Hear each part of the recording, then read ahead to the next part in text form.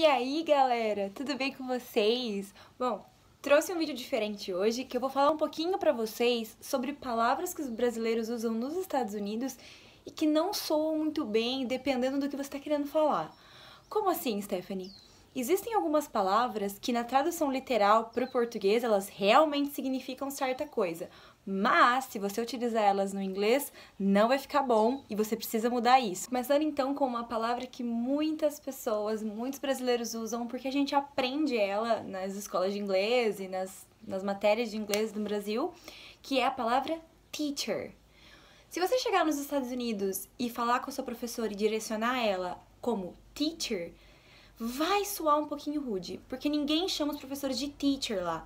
Sempre você vai chamar o seu professor pelo sobrenome dele, ou sobrenome dela, por respeito. Ou seja, se eu fosse uma professora nos Estados Unidos, eu não sou casada, então o meu nome para os alunos deve ser Miss Richter. Lá, eles me chamam de Richter, então Miss Richter. Se eu fosse casada, Mrs. Richter, Mrs. Smith, entendeu? Se fosse homem, Mr. Smith, entendeu? Então, assim, não utilizem a palavra teacher para se direcionar ao professor. Eu não sei se eles ficam incomodados, mas você sempre tem que se direcionar a eles dessa forma. As crianças, elas chamam os professores pelo primeiro nome, porque às vezes o sobrenome é difícil de falar, então seria Miss Stephanie. Mas é só nesses casos, não tem exceção nenhuma. Professor, pelo respeito, deve ser chamado pelo sobrenome. Outro equívoco muito grande para os brasileiros no inglês é quando você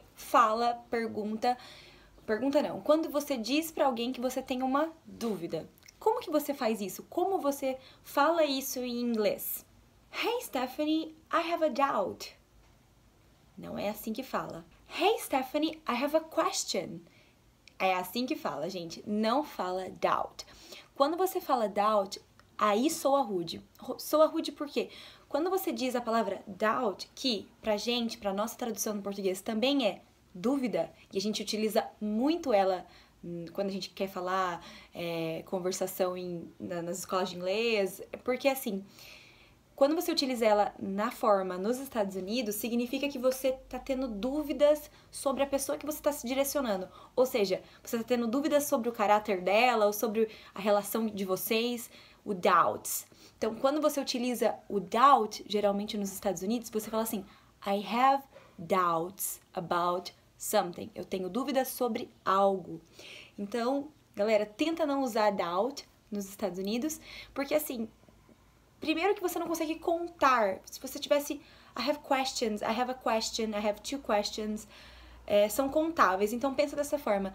I have one doubt, I have two doubts. Não soa bem, eles ficam um pouco incomodados. Então utiliza o question. I have a question. Hey, Mrs. Smith, I have a question for you. I have a question about this subject. Eu tenho uma dúvida sobre essa matéria. Se liga nessa dica que essa é bem importante. Outra coisa que os brasileiros usam muito por causa da tradução da palavra ser bem similar com a do português é a palavra difficult. Difficult é difícil, só que eles não utilizam o difficult na forma falada, eles utilizam mais a palavra hard. Então, quando eles vão usar o hard, quando eles vão dizer que algo é difícil, eles vão falar assim, oh, this is so hard. Não vão falar, oh, this is so difficult. This is so difficult não é muito utilizado. Então, quando você falar que uma coisa é difícil, this is so hard to understand. Isso é tão difícil de entender. E não, this is so difficult. Difficult é como se você fosse pensar assim, a palavra difficult é muito grande, então eles não vão perder tempo, já que o americano gosta de comer palavras, eles não têm essa vontade de falar a palavra toda, a frase toda, então eles vão utilizar o hard. Então se você for falar que alguma coisa é muito difícil, this is so hard to understand. Isso é muito difícil de entender e não difficult. Não se engane porque a tradução é similar que vocês vão ter que utilizar ela, tá? Outro errinho bem comum no português, por causa da tradução similar das duas palavras, português e inglês, é a palavra music. não utilize o music da forma que a gente utiliza música aqui no Brasil. Music é a parte abstrata da música em si, enquanto o que você quer dizer é song. Então, na dúvida, se você não sabe qual palavra utilizar, por favor, utilize song. Então, oh, did you hear that song? Oh, I have 3 songs to tell you about. Eu tenho 3 músicas para te falar sobre. Não utilize music. Music é tipo uma coisa mais realmente abstrata, incontável. Da mesma forma que eu expliquei sobre o doubt, que é, você pode ter dúvida, mas várias dúvidas no doubt não existe. Da mesma forma, várias musics, não. Tem que ser songs. Então, na hora que você for falar sobre música, você vai falar songs, beleza? Outra que vocês têm que lembrar é assim, como a gente aprende muito nas escolas de inglês aqui, a palavra literal ou a tradução literal, muitos brasileiros utilizam o more or less para falar mais ou menos ela tem mais ou menos tal idade. Gente, eles não falam assim lá. More or less não vai utilizar nisso. Por exemplo, how old is she? She's 15 more or less. Não falem assim. O jeito certo de vocês falarem o mais ou menos é she's about 15. She's about 15. Ou uma forma muito utilizada lá, que é mais informal, mas também é bem legal e eles falam bastante lá, é assim: what time will you be home? Que horas você vai estar em casa? I'll be home at 5ish. I-S-H no final da última frase que você for falar. O que significa mais ou menos. É 5 horas, é 5h10, é 5h15. Então, assim, se você tem dúvida mais ou menos do horário, você pode utilizar o ish no final. Então, I'll be home about at 7ish ou 4ish. Então, vocês podem utilizar o I, S e o H para falar o mais ou menos, mas não utilizem more or less. Não. Você também pode utilizar, caso você ache que o ish é muito informal ou incomum, ou você tá meio estranhando, você pode utilizar também o pretty much. Pretty much é quase isso, ou mais ou menos isso. Então, assim, is that right? Ou did I get it right? Eu peguei isso certo? É assim? Aí você fala assim, it's pretty much like this. É isso aí mesmo, é por aí. É por aí. Então, it's pretty much também pode ser utilizado, ou about, mas more or less não é porque a tradução é literal, more, mais, e menos é less em inglês. Não utilize na hora que você for falar. É incomum e eles vão te olhar meio assim. Sabem que você não é de lá e na hora da conversação vai ficar um pouco estranho. Outro erro muito, muito recorrente no português que a gente utiliza na hora que a gente vai falar o inglês é o sounds good, que é beleza, só que a gente fala errado. Por que a gente fala errado? Porque eu também falei muito tempo errado isso, até que me corrigiram e eu fiquei assim, nossa, é verdade. Porque o sounds good é errado? Nossa, mas não é sounds good porque isso, it, não é o S no verbo, não puxa o S no verbo, não. Não, porque é errado. Porque a frase sound good é o encurtamento da frase does that sound good?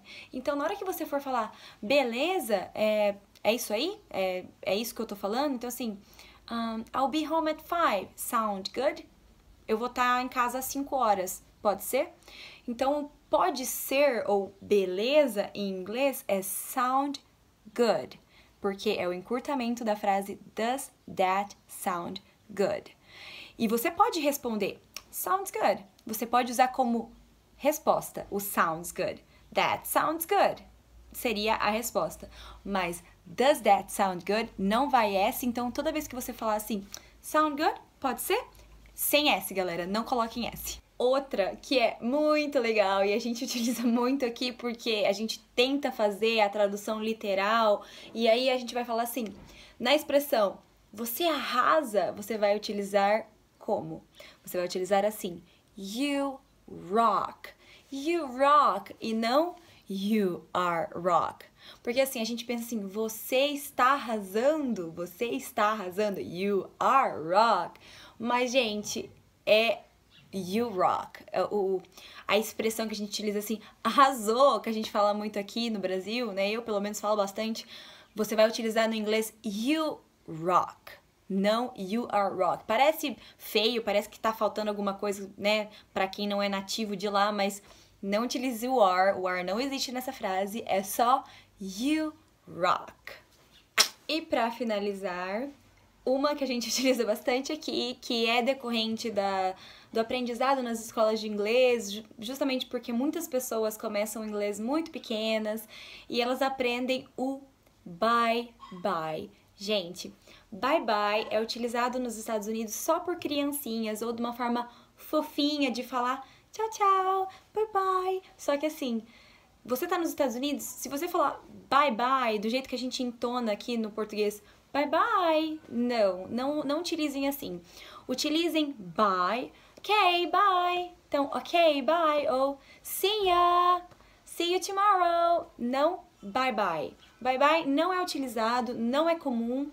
É uma forma que a gente, acho que traduziu o tchau, tchau, que a gente utiliza aqui, e achou que isso no inglês era da mesma forma, mas não é. Então, na hora de despedir de alguém em inglês, diga ok, bye. Utilize o bye só, ou see ya, que é o encurtamento de see you, mas eles falam see ya, então vai dar tchau, bye, ou see ya, não, bye bye, bye bye não, só para criancinhas. As dicas foram essas, eu espero que vocês tenham gostado. Eu tô tentando colocar mais vídeos sobre o dia a dia do inglês e futuramente vou fazer alguns sobre galera que vai viajar pela primeira vez, dicas de como se portar no restaurante, então fiquem ligados nos próximos vídeos que eu vou começar a colocar esses vídeos agora. Espero que vocês tenham curtido esse. Se gostaram do vídeo, deem um like aqui, se inscrevam no canal para vocês ficarem ligados, assim que eu postar vocês já vão assistindo.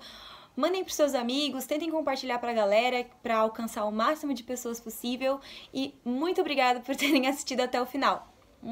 Beijo!